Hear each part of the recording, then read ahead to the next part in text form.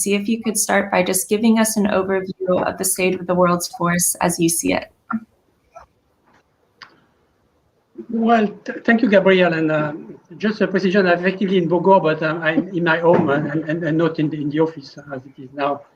The world's forests are not in the condition we would like them to be. I mean, sort of, if we start, let's say, by the north and going down to the tropics, you have the taiga, the boreal forest, that is the largest forest ecosystem on Earth, that has some serious problem of wildfire, of pest disease, of the thawing of the permafrost, and becoming, unfortunately, a very quickly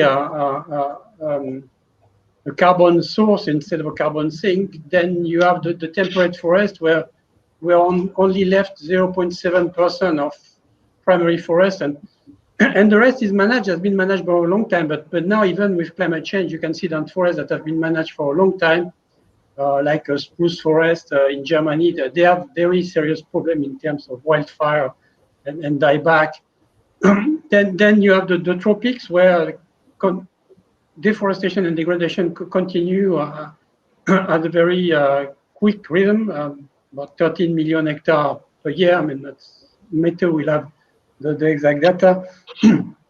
then you have the temperate rainforest that we have in British Columbia or in New Zealand, or that are remnants, and unfortunately they are also very much dependent on climate change, and there continue to be some active logging on that. So all in all, I mean, a sort of the state of the forest is not as good as we would like to be, and we need to do something about it. It's not too late, but the window of opportunity is getting narrower and narrower. Mm-hmm. Thank you so much for discussing so many different types of forests, and we'll definitely get back to fires as a threat for forests later in this conversation. So thank you for raising that now. But Mette, I'd like to go to you. The Global Forest Resources Assessment was published last year by FAO, and it found that the rate of forest loss has declined substantially in the past 5 years, which is great. But could you put this decline into context for us? Is the rate of decline progressing quickly enough, and in the areas where it needs to most? Thanks, Gabrielle, and thanks for inviting me here today to celebrate the International Day of Forest. It's a fantastic opportunity to talk about forests and how they're doing. If we look at the global level, as you say, deforestation rates have gone down. In the 1990s, we were losing about 16 million hectares of forest every year. And in the last 5 years, that's down to 10 million hectares per year. Those numbers may not tell people much. So if we look at the size, 10 million hectares is the same as the size of a country such as Iceland or South Korea, or twice the size of Costa Rica, just to mention 3 countries where the forest area is actually increasing. So we are losing large amount of forest every year, and it's primarily, of course, in the tropics, as Robert was saying. So progress has been made, but it's not fast enough. And we've also seen a shift, whereas in the 90s and in 2000, 2010, the major area, the area with the biggest deforestation rates was South America. That has now changed. South America has reduced the annual rate of deforestation, when you look at a 10-year period, quite dramatically from the 1990s to the period from 2010 to 2020. But Africa is now the region with the largest rate of forest loss, and it's increasing. So we really need to have a closer look at Africa, and I'm really pleased that we have Wanjira here with us today as well, because that is the region now that's the frontier of deforestation. The main driver there is still primarily small-scale subsistence agriculture, but commercial agriculture, mining, infrastructure development all play a significant role. And we shouldn't forget that more than 90% of all the wood cut in Africa is used as firewood and charcoal, primarily for cooking the daily meals. So we need to address the issues, the underlying issues of deforestation, which are poverty and food insecurity in some of these regions. in addition to addressing unsustainable consumption and production globally. Thank you. I think getting to those root causes is crucial, and one that you mentioned is food production. So I'd like to go to agriculture now, and Robert, the clearing of forests for agriculture is the leading driver of deforestation.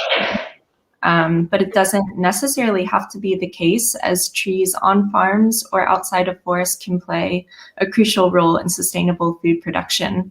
And this can come through plantation forests or agroforestry or other mixed land uses. So how should we be broadening our view of forests to be more holistically inclusive of landscapes so that trees and forests can more sustainably support food systems? Thank you, Aina. I think more than broadening the scope of what we in forest, we need to change a little bit or quite a lot how agriculture proceed. I mean, so we need to certainly in many cases we need to put back a tree in the landscape where they have been removed, and to recreate the ecosystem services, the diversity that the tree were creating. We need to also stop agricultural practice or in marginal lands, and that are much better probably covered by trees, be it forest or woodlands, and than by agriculture that is hardly producing. And in a sense, we really need to look at the whole landscape issue and looking at conserving the primary or untouched forests that are left. I mean, managing the part of forest that is currently more or less well managed for producing the goods we need. We need wood, we need fiber. And if we want to move into the bio-based economy, we will need more wood and more fiber. So they need to come from somewhere. And then we need, of course, to restore and a great deal of the land that has been degraded is land that has been degraded because of improper agricultural practice, extensive cattle farming, too many goats grazing, or monoculture and deforestation in the Cerrado for soybeans. So I think we need to change the way we look at forests, and we need to change all the practice that are outside of the forestry sector that impact the forest. Mm-hmm. And the narrative around forests has long been focused on forests as carbon sinks as well. And everything that you're saying is broadening this narrative around forests, especially as the truth of forests as carbon sinks is coming into question. There was recently a report that found that some parts of the Amazon are now emitting more greenhouse gases than they store. So how do you see the narrative of forests broadening, and especially in terms of them as carbon sinks? Well, let's be clear, I mean, a sort of intact forests are still carbon sinks. They have not reached the tipping point where they change. What is happening now in the Amazon, if you read the report, is that yes, the part that have been deforested or degraded or burned are becoming carbon source.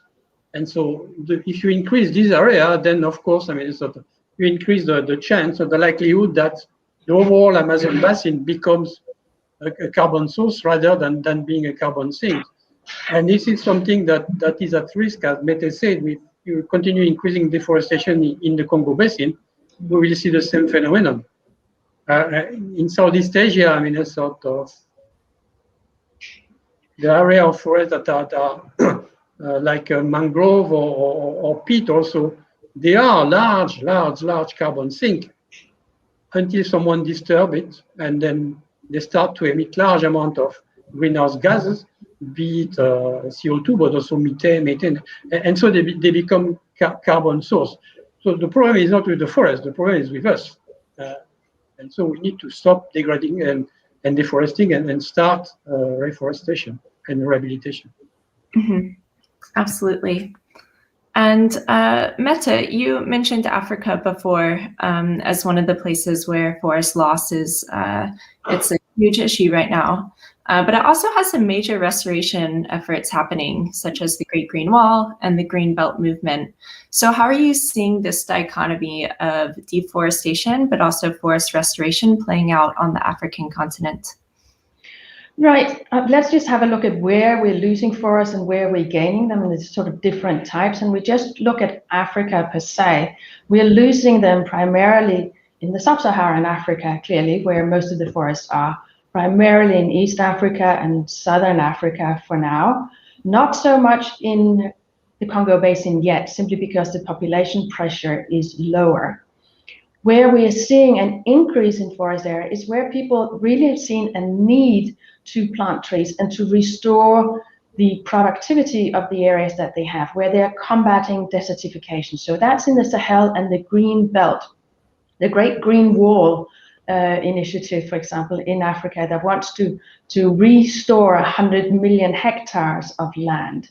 And that is possible, and we have seen that's happening both individually by small farmers in Niger, in other countries, that they have identified that there is a need to manage the soil better. And one of the ways of doing that is to restoring that productivity of the soil by planting trees and crops at the same time, so that you also have fodder for livestock and that you have some crops that can give you income while you're doing this. So there's a huge interest in trying to see how we can expand what has been happening in that area to other areas of Africa as well, where we're seeing a combination of restoration, of agroforestry, of small woodlots to help with the wood that's needed for firewood and charcoal for cooking.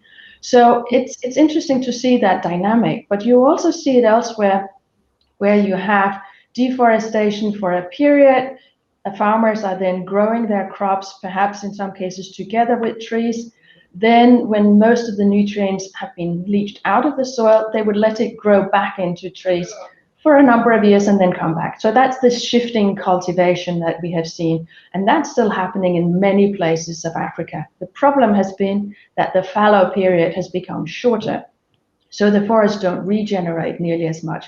But we don't have a really good picture of those dynamics between deforestation, planting of crops, and some trees, and then natural regeneration of forest again. So that's where we need to have a better look at what's happening to see where some of these activities are still sustainable and where we need to come in and see what are the other livelihoods that we can help with to help with the poverty, help with the food insecurity in ways that are sustainable, that include trees and forest and farms all in one mosaic landscape, if you will. Mm-hmm. And would you say that this dynamic and the mosaic landscapes that are slowly taking more hold in Africa are applicable to other regions of the world as well? Well, when we see a sort of the pattern of deforestation in Latin America, it's primarily been large-scale commercial agriculture. In Africa, up till now, it's mainly been this small-scale subsistence agriculture, but we see more of the commercial agriculture coming in. In Asia, it's been totally mixed. You see both small-scale and large-scale, but you also see a lot from urban expansion, for example, in Asia. But you also see restoration efforts taking place. I mean, China has done massive efforts of reforestation and rehabilitation of trees in areas to help with combating desertification, helping with sand and dust storms. They have been planting more than 4 million hectares a year for more than a decade. So you see efforts around the world, and that's what we really want to promote. That's why it's so important this year that we're starting this UN decade on ecosystem restoration, that we look at helping countries, where can they restore, how should they restore, and it's not just about planting trees, obviously. It's looking at having those combination of the economic, social, environmental benefits of trees in the broader landscape. Mm-hmm. Thank you. I'd like to go back to one of the major drivers of deforestation that you mentioned before, which are wildfires, and they're threatening so many of the world's most precious forests in tropical and Arctic ecosystems. So how do we balance restoration efforts with such a major and often uncontrollable threat, such as the growing wildfires happening each season. Maybe Robert, you'd like to comment on this?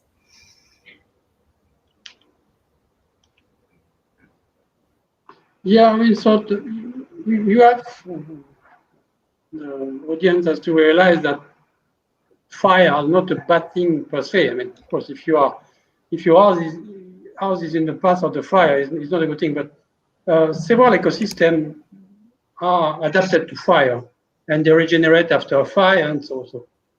The problem that we seem to have more and more now is that ecosystems that are not adapted to fire, like a tropical rainforest or peatland, are burning on a somewhat regular basis, or like the taiga, and as a result, these ecosystems are not adapted for the fire, and instead of regenerating, they are getting either totally destroyed or degraded and weakened, and then after the fire, you have an infestation of insects, and then there is a lot of dieback, and then there is another fire, and ultimately you end up with something that is not anymore a forest, and then you have a problem.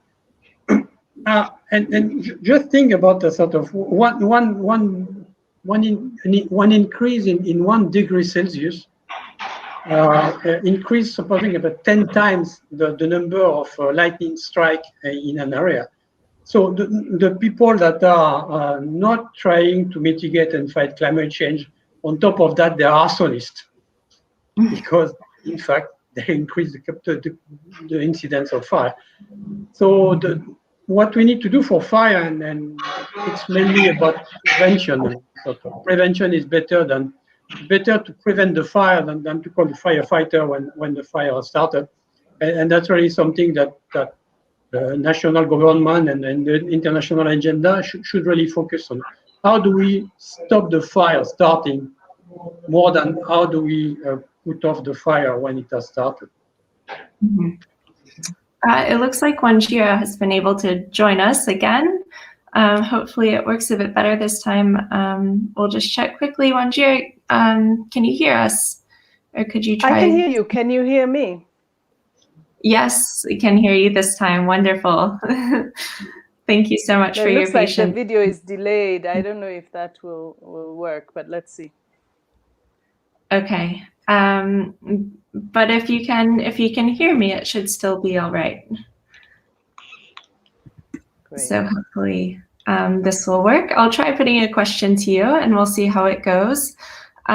We've covered a few topics already, such as wildfires and agriculture. Would you like to give us a bit of an explainer of how you see the balance of restoration and degradation happening in Africa, your landscape right now, and how that's playing out in your region? Well, certainly, I'm sure Mette and Robert have covered the important points, and certainly the urgency of restoration. I think we see degradation happening at alarming rates, and certainly knowing just how important restoration is to the cushioning of communities and to the resilience that communities have enjoyed for so many years, is to also understand how important it is as almost a quick win, because it is something that we could do, something that we could mobilize a lot of people to do, and especially because we have such a young population. And so restoration is an opportunity that Africa can really take advantage of. It is affecting just about every sector of life: agriculture, food security as we know it, water security, and a lot of urban water issues or urban issues around resilience are a function of the degradation of our landscapes. And so the urgency very clear, and the opportunity, I think, quite important given where we are at the moment. Mm-hmm. And given where we are at the moment, I'll just piggyback. Oh, I think we lost her again. I'm so sorry, everyone, for the technical. No, I'm with you. I can hear you, but I can hear you. Oh, great. Okay. As long as you can hear us, then we're good. So I wanted to piggyback off of that for where we are at this moment, which is in a pandemic, which has brought a lot of attention actually to deforestation and how it can lead to things like zoonoses and spillover. Wanjira, would you like to comment on how this has played into forest management and governance in Africa and perhaps elsewhere as well? Well, I think definitely, I mean, thanks, Gabrielle. The pandemic has just underscored how important it is. I almost can't believe that Johan Rockstrom almost, 13 years ago was telling us about planetary boundaries. And one of the big ones was this one on how important it is that we maintain this barrier between ecosystems and humans, and that our activity was pushing against a really devastating risk of irreversible damage. And the pandemic, to me, in so many ways, was the wake-up call on this particular boundary, that we must go back. And I think for many governments on the African continent, this definitely stands out as an opportunity to restore the boundaries that are critically important. I don't think any of us would have imagined the entire planet coming to a halt because this particular planetary boundary has been crossed. So it's a really, really salient moment for us to reassess in every country, not only the large forests like the Congo, but in every country there are green spaces and there are forests that must be protected, cushioned, and assessed, especially even those that are for sustainable use, that we continue to understand just how fragile and how vulnerable those barriers are. So I think that is, the pandemic is definitely bringing to the fore that message. Mm-hmm. Absolutely. Robert, would you like to also comment on how you've seen the pandemic affect global forests? The picture is not very clear. I mean, sort of at one stage, we thought that the pandemic, because of the lockdown and the reducing of the industrial activity, we will have a positive effect on greenhouse gas. But in fact, when you look at the global picture over 1 year, it's a minuscule dent in terms of reduction in carbon emission. At the same time, we have seen reports, but they are not yet completely valid. That seems to show that because there was nobody doing enforcement on the ground, I mean, there has been an increase in deforestation or poaching in protected area or in forests. So the picture is a bit, I would say, nuanced. I think that the only silver lining that I can see on the pandemic is that it has raised very much the whole issue of the balance with nature and what we risk if we don't do that. I'm not sure that it has had a direct impact very much on forests, but on the other side, there is anecdotal evidence that they say that in some places there has been increased deforestation because of the condition created by the pandemic. Mm-hmm. Because forests and trees are long-living beings, I mean, maybe we will see the actual consequences of these 2 years of pandemic in 10 years from now, but we don't know yet. Mm-hmm. And Mette, is there anything you would like to say on this topic, as it is such an important one at this moment? Yes, certainly what we've seen this exodus of people from the cities to the rural areas because they've lost their jobs. And when they come back to the rural areas, their safety nets are the rivers where they can fish, the forest where they can go and hunt, or they can cut down wood and sell it as fuel wood or firewood, or they can start growing some crops in the forest area. So the natural resources are the safety net for those who have lost their jobs and their livelihood. So we are seeing, as Robert was saying, indications that in some areas there's been an increase in both an exploitation of forest, degradation, in some cases deforestation, in a couple of cases as well at the large scale, simply because there is no enforcement for that as well. But we have to remember that people have to be able to eat and to cook their meals. So they have no other opportunity, and there's no social safety net in the rural areas, they will turn to the forest, if there are forests and trees around, for simply survival. So that's why it's so important that we make that links, but also important that we take this time to say, we have a time to step back and look at what is it that we need to change so that we restore that balance between people and nature, and that we really build back better. We don't commit the same mistakes that we have done over and over again. We have shut down the economy in some areas, and we need to restart it again, but restarting it well. And that's where, as Wanjira was saying, restoration comes in. If we invest in reforestation, in forest restoration, we can use that to restart the local economy by creating jobs, green jobs, by creating livelihoods. At the same time, we can address the issues related to climate change, to biodiversity loss, and to food insecurity. So it really is an opportunity that we need to grasp it now to see how we can help with that. And I'm not just talking about restoring forests, I'm talking about restoring all types of ecosystems, the oceans as well, and the productivity and the health of our soils so that they can produce more food as well. Mm-hmm. Thank you. And with respect for time, we have discussed a number of forest challenges, fires, food, pressure on rural livelihoods, and people turning to forests when they have nowhere else to turn. But I'd like to move now into restoration and what's working and what's not, and how we choose where to restore. And one of the things that I found really interesting is in the past year or two, there's been a rise of all sorts of challenges in the positive sense, like replanting 1 billion trees, 1 trillion trees. In Africa, there's been Freetown the Tree Town and restoring urban landscapes with trees.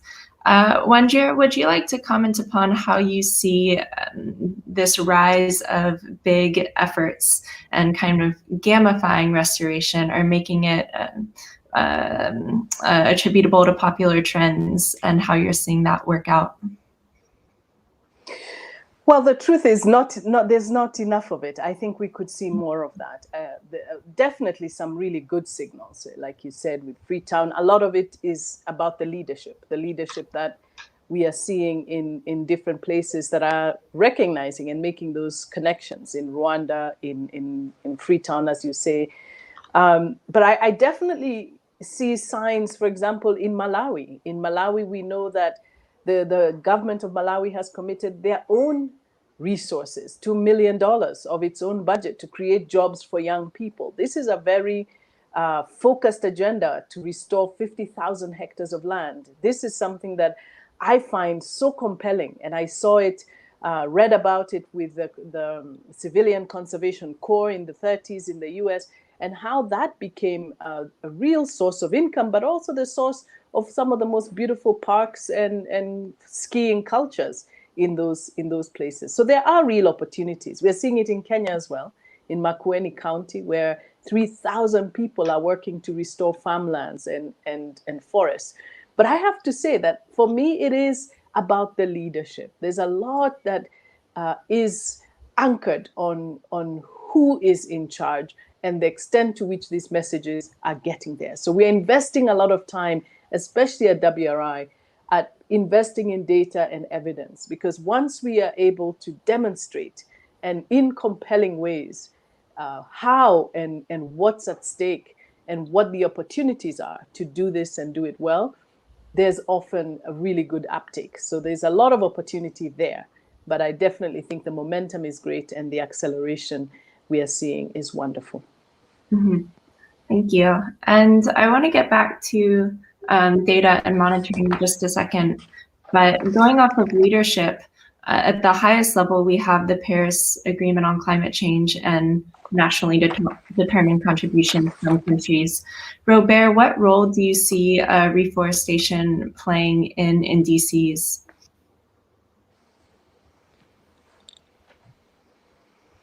Well, assuming that we are speaking about restoration, not reforestation only, I think clearly, I mean, that if you have a place that is a barren land, like the Loess Plateau in China, and 10 years later, you have a place that is covered with vegetation and trees, and you have stored a large amount of carbon on top of biodiversity. So this is clearly something that the country can claim as a mitigation.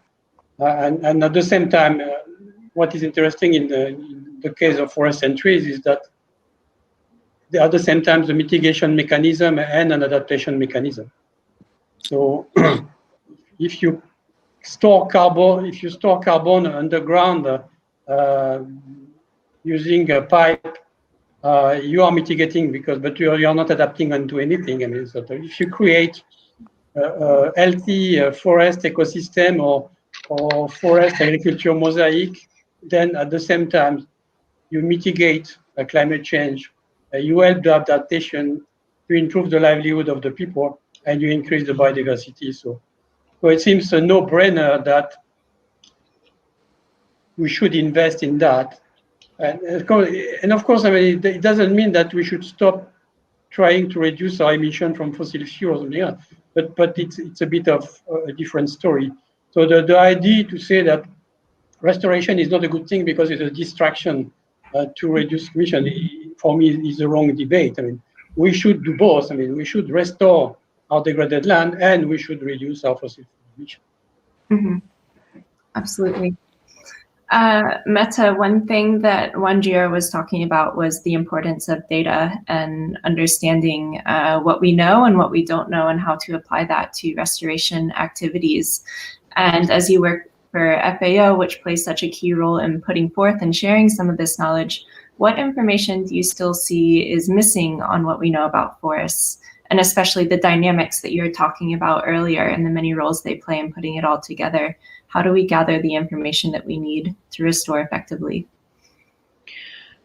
Yes, we have since 1946 been putting together these global forest resources assessment at 5-year intervals. And as you can imagine, the type of information we've gathered over that period has changed tremendously, looking at what are the aspects that are the challenges that are happening around the world, how can we improve by providing that evidence that's needed for making decisions. At the moment, I think we are collecting something like 60 different indicators that we're asking all the countries to provide that information to us. And it gives us a very good picture of the forest and the general state of them, and we can compile it at the regional and the global level. And we've heard about the rates of deforestation going down, not fast enough. There's some positive news as well. More than half of all of the world's forests are now under a long-term management plan.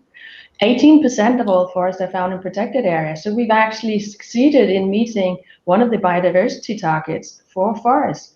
But there's a lot of things that we still don't know, that we don't have a good enough handle on. One of them is of those non-wood forest products and the value of those, the value of the forest services that they provide. But we also don't have enough information on how we're managing this restoration. If you look at forests from above with satellite imagery, it's very easy to see where you've lost some forest. It's not very easy to see where forest is regrowing for a number of years, simply because it takes a while for the trees to come up. So we don't have a very good estimate of restoration efforts yet. So that's why we put together a task force for this UN Decade on Ecosystem Restoration, looking at all types of restoration and what are some of the indicators we should measure. And I think we have more than 200 people from more than 80 different organizations working together to see how we can put the best information that we have together to better monitor progress over time. And that's not just the biophysical progress. We also want to have those socioeconomic data on the costs and the benefits of restoration. Because if we want to make sure that we can have our voices heard and that restoration can take off, we need those investments in many cases also at large scale. We need to make the business case. And in order to do that, we need that data on what are the actual costs in different types of ecosystems under different conditions around the globe, and what are the actual benefits. Both those we can monitor now and monetize, if you will, but a number of them that we know it's very, very difficult to get an economic evaluation of it, but we need to do so to be able to speak to the decision makers and the investors. Mm-hmm. Thank you. That's quite comprehensive and making the business case. Absolutely. And I apologize, I don't think I officially introduced the Decade on Ecosystem Restoration before. We've mentioned it a few times now, so I'll just take a moment. It's a UN effort launching in early June that will last 10 years, focusing on restoring ecosystems of all kinds, as Mette mentioned, to combat climate change and global warming. So I'll just ask one more question, and I'll put this forth to each of you separately now before we go to questions from the audience. But we've talked about many things today, and now ending with restoration, putting the many pieces together and all the many benefits that forests have. From each of your perspectives, what are you most hopeful for in the next 10 years to see with forest restoration? Where do you want to see it done? Which restoration methods are you most hopeful for that can have the greatest benefits, etc.? Wanjira, perhaps we can start with you. Yeah, well, I'm definitely optimistic given the progress we saw with AFR 100 as a restoration movement that was, at the time it was set up, didn't think we would reach 100 million hectares in commitments, got to 100 and close to 30 million hectares in commitment. And so the implementation phase begins, and I hope that that will meet as much enthusiasm as the commitment phase met. We've seen some real progress and momentum around the Great Green Wall Initiative, and that too is hopeful. So I think there are some real opportunities, and I agree with Mette, going forward, how Africa addresses this issue of ecosystem restoration is a real opportunity, and I hope that it will be seized. Thank you. Mette, let's go back to you.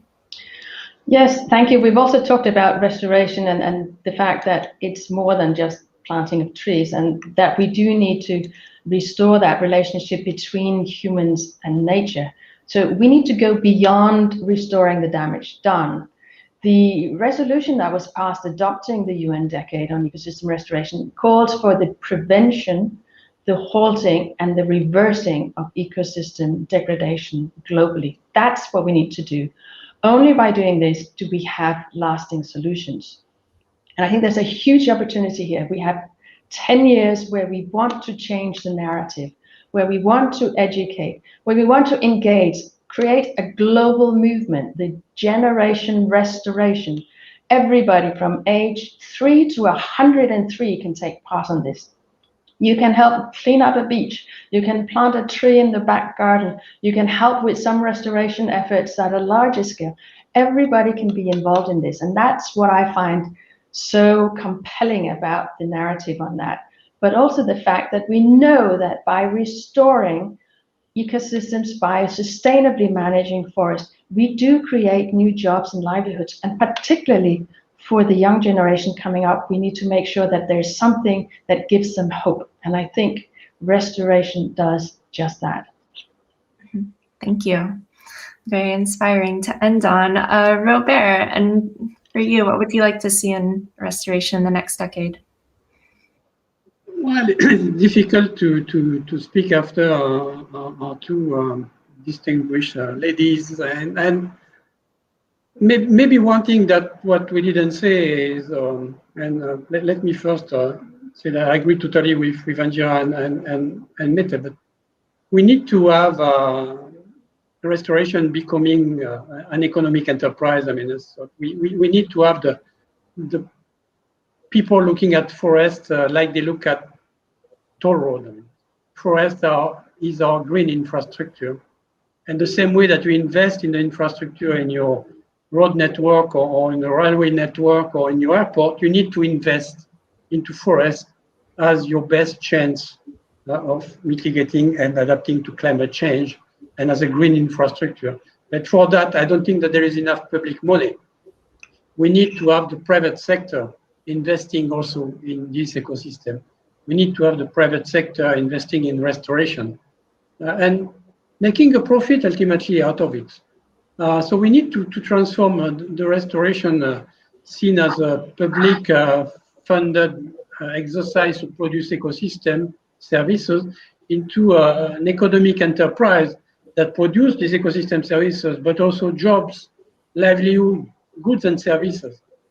Only if we do that, if we manage to have this blending between public, private, and private as corporate and society, will we be successful in achieving our restoration objectives and pledges. Mm-hmm. Thank you. And thank you for fleshing out a bit more what Mette was saying before about making the business case and gathering the data on what economically forest restoration can mean, because that is such a key player in the future of forest restoration. So we have some questions coming in from the audience. The first, Robert, you might be most apt to answer this one. Yiling Li is asking, what are the differences between forest reforestation and forest restoration? So those two terms, reforestation and restoration. Just to... Well, we could spend a long time arguing about that, but let's say to make it simple, I mean, reforestation can happen if there is no degradation. So I have a plantation of pines. I cut my plantation to collect the timber, and then I replant my pines. I reforest. Restoration is something that would happen after something has been degraded. So I had a forest. The forest has been cut for agriculture or livestock or anything, and then following that, I restore, I recreate a new forest, a different one. That will be restoration. So in a sense, reforestation can be one form of restoration. Restoration is a much bigger concept than reforestation. But I'm sure Mette has more than FAO is very good at the definitions. Mette, would you like to add anything? Just to add to the confusion, we also have the term afforestation. So afforestation is when you create a forest on a piece of land that didn't have forest, or didn't have forest for at least a generation or so. So that's what you can see in some areas that haven't had forest in maybe 100 years or more, or never had forest, and you then create a forest. That's afforestation. Reforestation is clearly when you've had a forest, you no longer have it, you re-establish it. That's reforestation. Restoration of a forest is more, as Robert was saying, you try to maintain or even reverse the degradation that's happening. It can be through planting of trees. It can also be through assisted natural regeneration, or simply by making sure that the drivers are kept at bay. So for example, if you have livestock that's encroaching and eating all of the little saplings that are coming up, if you then fence it in, you can have the forest come back naturally as restoration. And then of course you have forest ecosystem restoration, where you look much beyond just the trees. You also look at the other plants that are there. In some cases, you look at the wildlife. You want to reintroduce some of the keystone species through what's called rewilding. So there are different aspects of that sort of whole area, from planting a tree to having a forest. And there's no great cutoff between all of them. Some of them merge into each other's, but there are a number of different terms that's important to at least know a bit about. Mm-hmm. Thank you. Thank you for you both explaining those terms. That was really informative. So another question is, what are some immediate actions and efforts that countries can take to start tackling challenges revolving around forests? So at the national level, what would each of you like to see countries start doing to immediately take action in the short term? Mette, would you like to start? I can start. I mean, clearly the first thing is to know what you have in your country, and that's where these country reports that are pulled together for our global forest resource assessment also help countries get a better picture of what they have in the countries, where there are some gaps. And then they need to sort of look at the bigger landscape and what they want to do with this. Is the issue deforestation? If so, what are the underlying causes of that? How do we address that? Is the issue perhaps that the forests are managed for one way or another, and at national level we want them to be managed more for recreation, for example? Is the issue that we want to restore or increase our forest area, and so where do we do that? What is the best place? What is the best kind of trees that we should plant there, and for which purpose? So there has to be sort of an overarching plan, if you will, at the national level on what you want to do, but also some enabling mechanisms so that individuals that are forest owners in some countries. Certainly in Europe, in many countries, more than half of the forests are owned by individuals or by families. It's not owned by the state. It's very different from what you see in Africa, where it's owned by the state. So you have to have those enabling conditions to allow them or give them incentives to, again, plant the right trees in the right place and manage their forests sustainably, set some of it aside. We have countries that want to put more forest into protected areas or in these other areas of conservation measures that you can also do now. So there's a number of different things, but it has to start with gathering the information about what is there, what are the issues, and consultation, talking to people, empowering local communities to help design the types of forest and restoration that they want to do within their community so that it supports both the planet and the people. Thank you. Wanjira has dropped out again, just to inform everyone, and she's trying to reconnect for the last little bit, but we'll see if she's able to. And also, I know we got a late start, so if either of you need to hop off at any point, please let me know.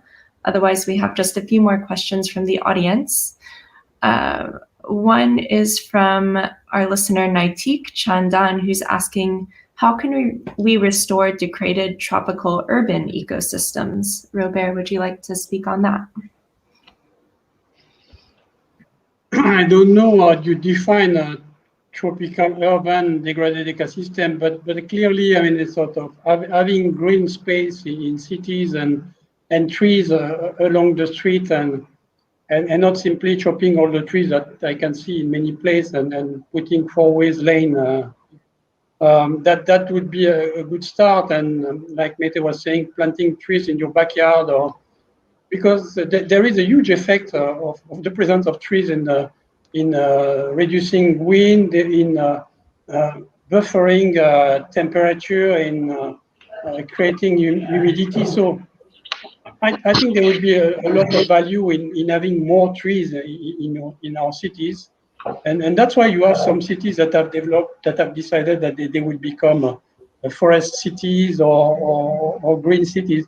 And I think that should be something that should be really encouraged. It's not simply because it's degraded, it's because it will create a much better quality of life for the urban dwellers. Mm-hmm. And we are seeing that in some cities in Africa and elsewhere, that that's taking hold, and it'll be interesting to see how the results play out.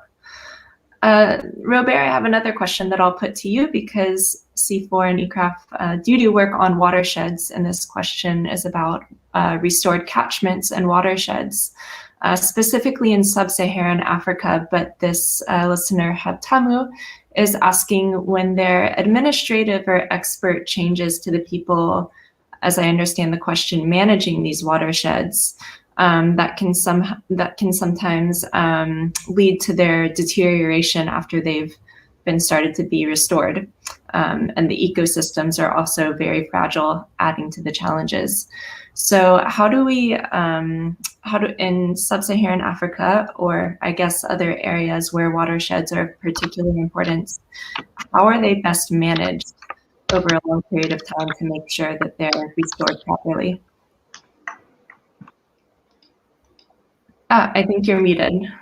Thank you. Today is International World Water Day. Mm-hmm. So, and of course, forest and water have a long history living together.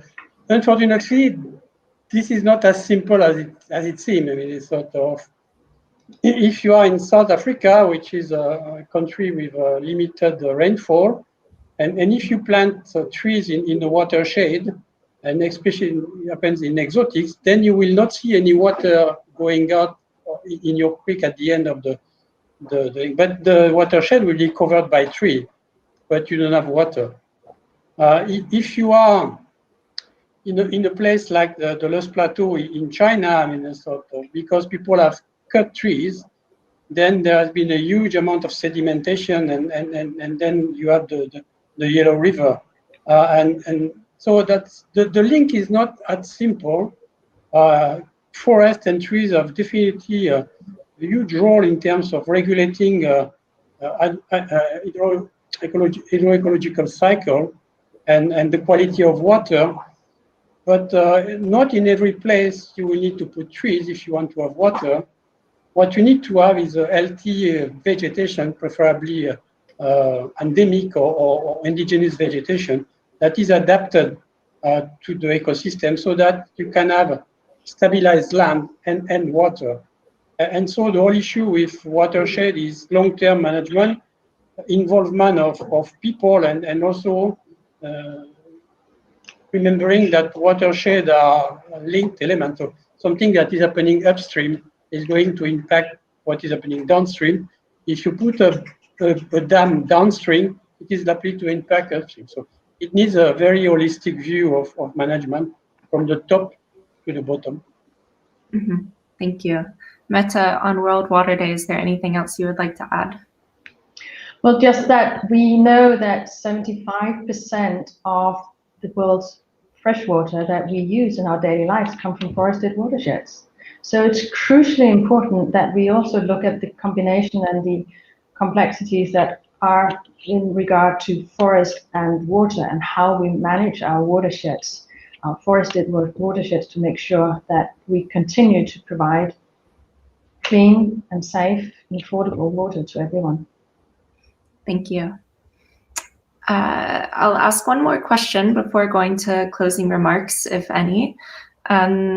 Jim Ellis-Jones is asking about if biochar seed balls have a role in planting trees. And I guess we could also broaden this out. There are more and more technologies around how to plant trees quickly and effectively. So whether it's seed balls, I think I saw once in Latin America, dogs are being used to plant trees. So what tree planting innovations are you seeing that you think are working or not working and we need to be wary of? Robert? You're muted again. Thanks. I do think that biochar seed ball have a role to play, but I think it's mainly people. So it's the people that are behind the biochar seed ball that have a role to play to make sure that the tree, that the small seedlings that are growing after you throw your seed balls are not going to be grazed by your goat, or are not going to be burned by the neighbor, or are not going to be cut because you want to make a new agricultural field. So it's the whole issue of planting trees is not enough. You need to plant the trees, or you need to help the tree regenerate naturally, and then you need to make sure that they stay there for a long time, because otherwise you have not solved the problem. So that's the main issue. That innovation is very good. It may help increasing area, lowering the cost, but unless you have got a grip on the reason why it was deforested or degraded on the first instance, and you are sure that what you are putting in place is going to stay permanently, you are not going to solve the question. Mm-hmm. So not just tree planting, but tree growing is a phrase that's been coming up more and more. That's a very interesting switch in thinking about how we raise trees to stay. So thank you both so much for your time. I'd like to go now to see if there's anything else either of you want to say before we close this discussion. Mette, we can start with you, if there's anything you'd like to add. Well, just to say that the reason why we had this theme of the International Day of Forest, which was on forest restoration, a path to recovery and well-being, was obviously because we're still in the middle of the pandemic, something that a year ago we did not foresee would happen and would last this long. So we're looking to see what the linkages are with that, and we've heard a little bit about the zoonotic diseases and the fact that we are destroying our forest, we are doing fragmentation increases the risk of zoonotic diseases, but also how with restoration we can help build back better after this pandemic, which was a health crisis and is becoming an economic crisis. So it's important that we do that. So I just want to encourage everybody to be part of that generation restoration. Sign up for that, see what you can do, help us make this UN decade for ecosystem restoration make a difference. And we can only do that if you participate. Thank you so much. And I'll ask my colleague to please drop the link to the decade on ecosystem restoration in the chat box so people can access that easily. And Robert, would you like to close out with any remarks? Well, I think just fully agreeing with what Mette said. I mean, it's sort of every little drop or every little seedling matter, even if it's not obvious. And that's the advantage of forest and trees. I mean, sort of they grow. If you let them, they grow. You don't need to come back every day and repair it or something like that. So it's something that we should be able to do, and then we need to do, because otherwise we are going to go very, very serious problem. So it's a matter of making sure that the UN decade on ecosystem restoration is a success, and a success that we can measure in 10 years from now with a better forest, more natural ecosystem, and more fully functioning ecosystem and less degraded land. And it's our responsibility, all of us. Thank you. Thank you. And we all look forward to the results of the decade and the journey to get there. So thank you both so much for your time and joining. Thank you for everyone listening and commenting. It seems that there's been a good discussion as well in the chat. And happy belated International Day of Forests and happy World Water Day. And we'll see you next time on GLF Live.